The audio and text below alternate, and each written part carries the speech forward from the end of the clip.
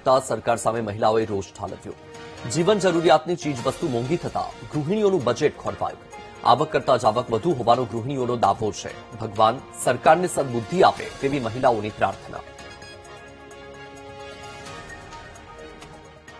હા, તમામ વસ્તુઓના ભાવ વધી ગયા છે। ગેસ સિલિન્ડર છે, તેલ છે, પછી અમારે શાકભાજી છે, બધી રીતે અછતની હિસાબે બધી રીતે અમારે પ્રોબ્લેમ છે। શાકભાજીના ભાવ વધારામાં લીંબુ છે 300 ના કિલો, 100 ના કિલો ટમેટા થઈ ગયા છે। બધી વસ્તુમાં ભાવ વધી રહ્યો છે, તો આમાં અમારે કઈ રીતે એડજસ્ટ કરવું એ સમજાતું નથી। અને અમે ગોરમાને પ્રાર્થના કરીએ છીએ, પૂજીએ છીએ કે સરકારને થોડીક સમજણ આપે કે આમાં મધ્યમ વર્ગના માણસો શું કરી શકે એમ। પેટ્રોલ ડીઝલના ભાવ વધી ગયા છે, એના લીધે અમારા રસોડામાં બી ફૂલ અછત આવી ગઈ છે અને એના લીધે અમારા શાકભાજી મોંઘા થઈ ગયા છે। લીંબુ, મરચા તો શું ખાવું એ જ નથી ખબર પડતી। શું કહું, શાકભાજીમાં બધું મોંઘું થઈ ગયું છે। લીંબુ, ટમેટા, ભીંડા, મરચા શું કહું, નામ એક નું દઉં તો થાય।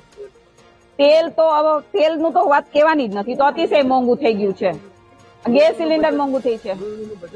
અમારા ઘરવાળા 5,000 કમાય છે ને 10,000 ખર્ચો થાય છે। કઈ રીતે અમારે આવી રીતના ખોરવાઈ ગયું છે અમારું બજેટ।